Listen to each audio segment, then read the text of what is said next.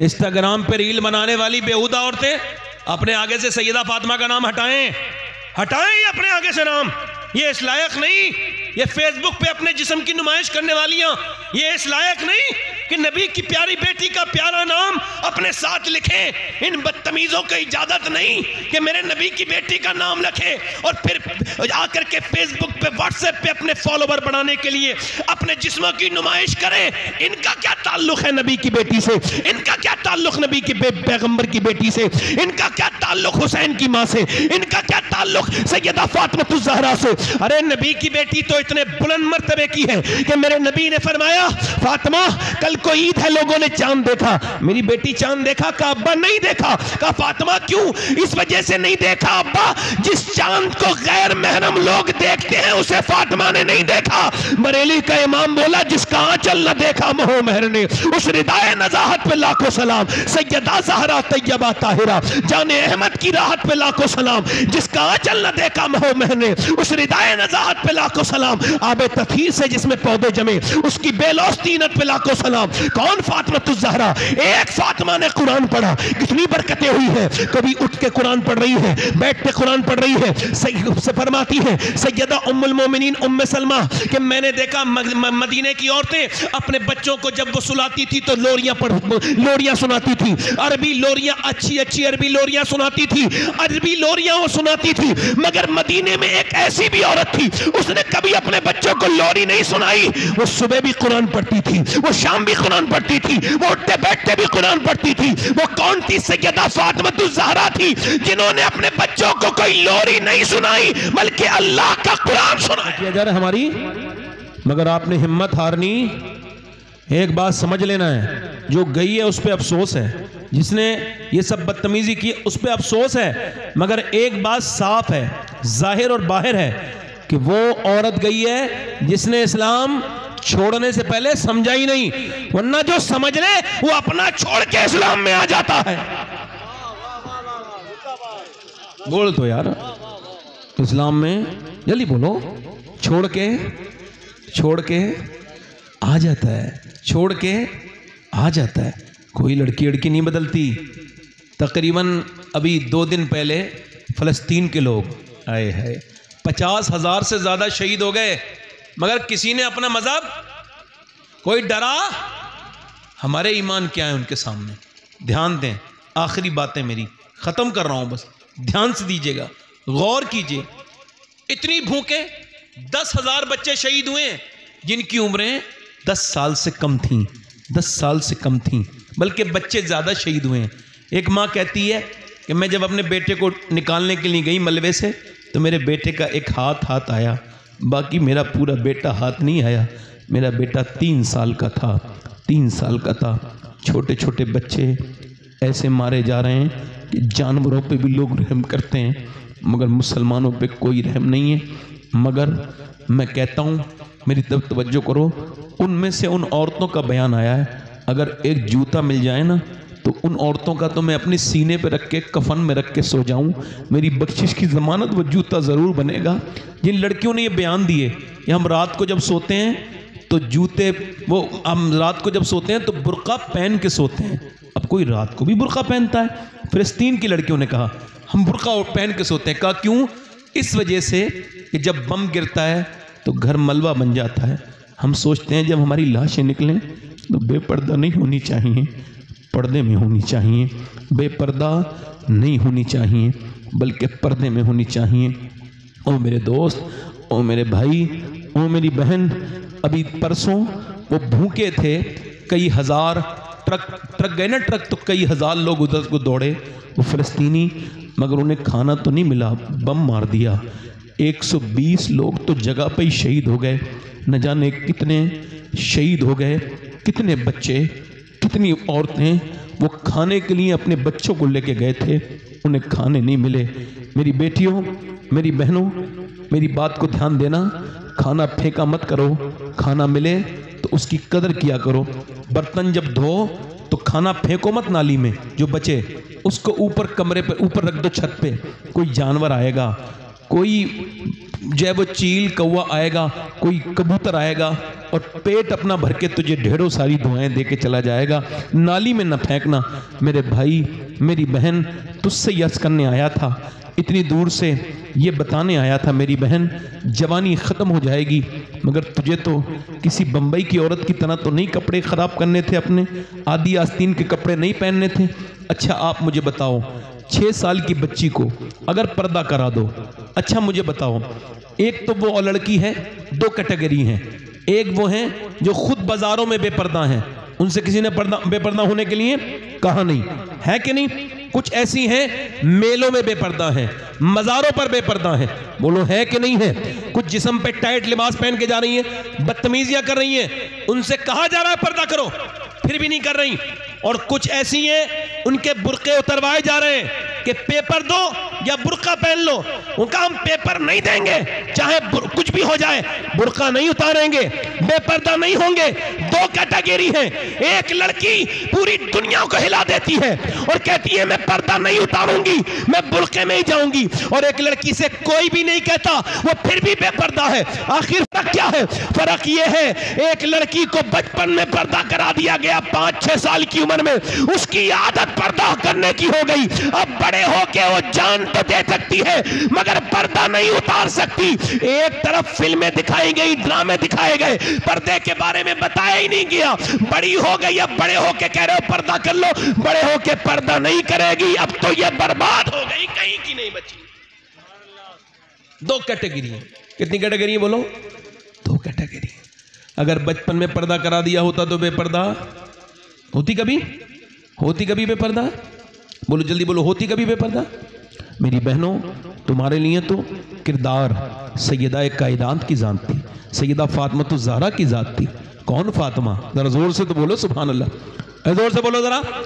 ये इंस्टाग्राम पे रील बनाने वाली बेहुदा औरतें अपने आगे से सैयदा फातिमा का नाम हटाएं, हटाएं अपने आगे से नाम। ये इस लायक नहीं, ये फेसबुक पे अपने जिस्म की नुमाइश करने वालियां, ये इस लायक नहीं कि नबी की प्यारी बेटी का प्यारा नाम अपने साथ लिखें। इन बदतमीजों को इजाजत नहीं कि मेरे नबी की बेटी का नाम लिखें और फिर आकर के फेसबुक पे, व्हाट्सएप पे अपने फॉलोवर बढ़ाने के लिए अपने जिस्मों की नुमाइश करें। इनका क्या ताल्लुक है नबी की बेटी से? इनका क्या ताल्लुक नबी की पैगंबर की बेटी से?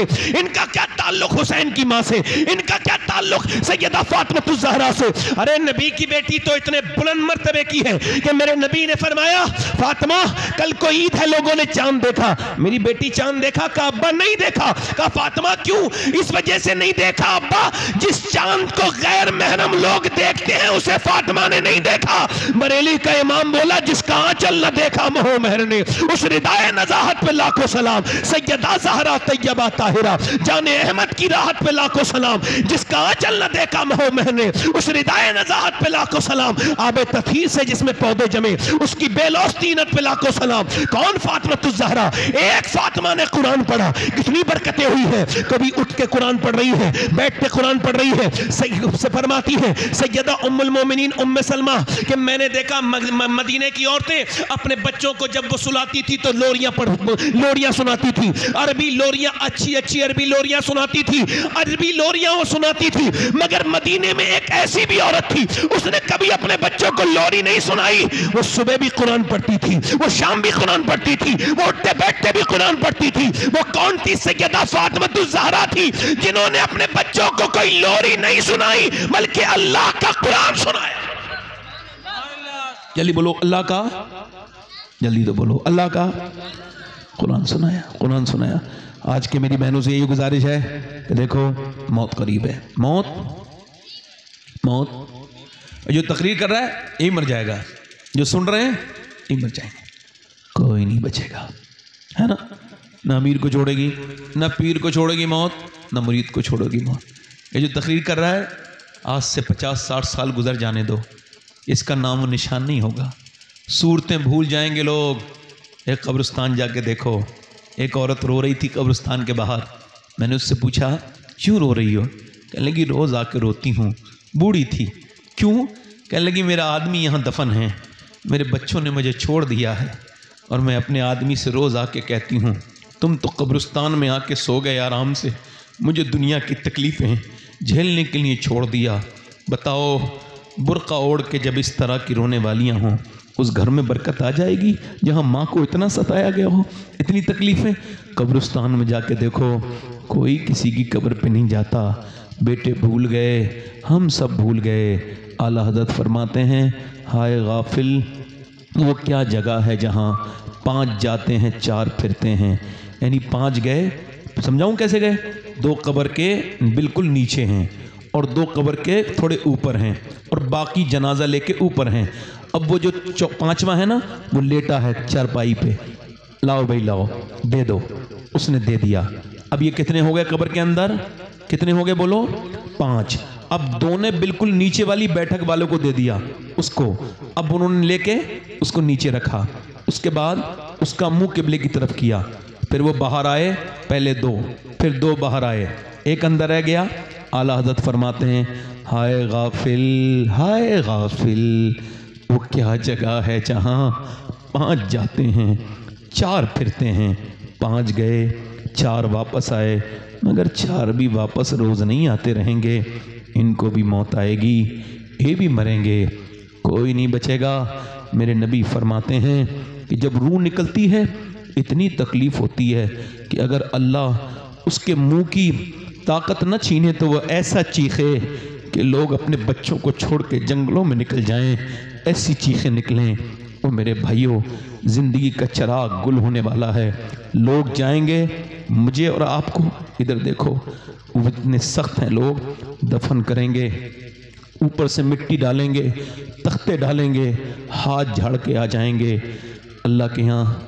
इधर देखो, तवज्जो करो मेरे भाइयों, मैंने नौजवानों को मरते देखा, पोस्टमार्टम होते देखे, कितनी मौतें मैं बयान करूं। बस आखिर में यही एक बात अर्ज़ कर खुश मैं अपनी तकरीर को ख़त्म कर रहा हूं। एक लड़का था, उसका नाम किफल था। हर रात एक नई लड़की बुलाता था। एक लड़की आई, हुजूर अलैहिस्सलाम फरमाते हैं रोने लगी। इसने पूछा, रोती है? मेरी रात ख़राब करती है, क्या बात है? पैसे नहीं मिले? कहा, पैसा सब कुछ नहीं होता, मेरे बहन भाई भूखे हैं तो मैं आई हूँ। और मैं कह रही हूँ मालिक, बहन भाई भूखे ना होते तो मैं कभी अपना जिस्म न बेचती। बात यह है, मेरा अल्लाह मुझे देख रहा है। मैं कह रही हूँ मजबूर बहन हूँ, बहन भाइयों की वजह से जिस्म बेचने आई हूँ, बहन भाई मेरे भूखे हैं। हुजूर फरमाते, ऐसी बिलक बिलक के रोई, ऐसी दर्द से रोई कि अल्लाह ने उसका दिल धो दिया, गुनहगार का। बोला, ले मैं तुझे अपनी बहन बनाता हूँ। वो तो चली गई, वो तो चली गई, पैसे लेके सारा पैसा उसको दे दिया। सजदे में गिर के बोला, मालिक एक दिन आई थी, हाथ तक नहीं लगाया, मैंने तो कितनी इज्जतें लूटी, कितनी इज्जतों पे डाके डाले। या अल्लाह, मैं मेरे जैसा गुनहगार अगर कोई नहीं तो तेरे जैसा करीम भी कोई नहीं। मेरे गुनाहों की कोई हद नहीं है, तेरे करम की भी कोई हद नहीं। अल्लाह मुझे माफ कर दे। ऐसा रोया मर गया। सुबह को कोई जनाजा उठाने नहीं आया। हम नहीं उठाएंगे, ये तो बदकार था, बदतमीजियां करता था, इज्जतें लूटता था, कोई नहीं आया। अल्लाह ने फरिश्तों को भेजा, इसके दरवाजे पे बड़े बड़े लफ्ज़ों में फरिश्ते लिख के गए, इन्नल्लाह क़द गफ़र लिल किफ़ल। ये जो किफ़ल है ना, इसकी अल्लाह ने बख्शिश कर दी है, मग़फ़िरत कर दी है। क्यों कर दी? आवाज़ आई, उसने आंसू जो बहा दिए थे, अल्लाह ने उन आंसुओं से सारे गुनाह माफ़ कर दिए। अल्लाह फरमाता है, ए आदम की औलाद, इतना रो ले अपनी मौत से पहले, इतना रो ले कि तेरी आँख का आंसू निकल के तेरे गाल तक आ जाए, मैं सारे गुनाह माफ़ कर दूंगा। ओ मेरे दोस्तों, मौत करीब है, मौत आने वाली है, ये कोई मजाक नहीं। अपने रब से तौबा, रोया करो उसके सामने, अपने गुनाह याद किया करो। याद रखो, गंदी तस्वीरें देखने वालों, मोबाइलों में अपनी गंदी चीज़ें रखने वालों, तुम्हें कोई देखे ना देखे मगर अल्लाह देखता है। क़यामत के दिन ये आँखें अगर तुम्हारे खिलाफ बोल गई तो क्या होगा? बोलो, तौबा कर लो। हाथ उठा के बताओ, सैयद साहब की मौजूदगी में अपनी नबी के ऊपर अपनी जान कुर्बान कर सकते हो? दोनों हाथ उठा के बताओ, नीचे हाथ कर लो। अभी जान देने की बात नहीं है, यहाँ बात दूसरी चल रही है। हाथ उठा के बताओ, जान कुर्बान कर सकते हो? नीचे हाथ कर लो। जान कुर्बान करने वाला कुछ भी कर सकता है। एक दूसरे की तरफ ना देखना, मुस्कुराना नहीं। कितने लोग ऐसे हैं जो तौबा की नीयत से आज कहें, आज से हम जान भी कुर्बान कर सकते हैं, और आज से नबी के नाम पे कभी दाढ़ी नहीं मुंडाएंगे, आज से दाढ़ी रखाएंगे। खड़े हो जाएं, खड़े हो जाओ। दाढ़ी रखाने वाले बाहर आ जाओ, इधर आ जाओ, इधर आ जाओ मेरे भाई, मुझ तुम पे तो बड़ी नज़र थी मेरी। आ जाओ, आ जाओ, आ जाओ, इधर आ जाओ, इधर इनके हाथ डले।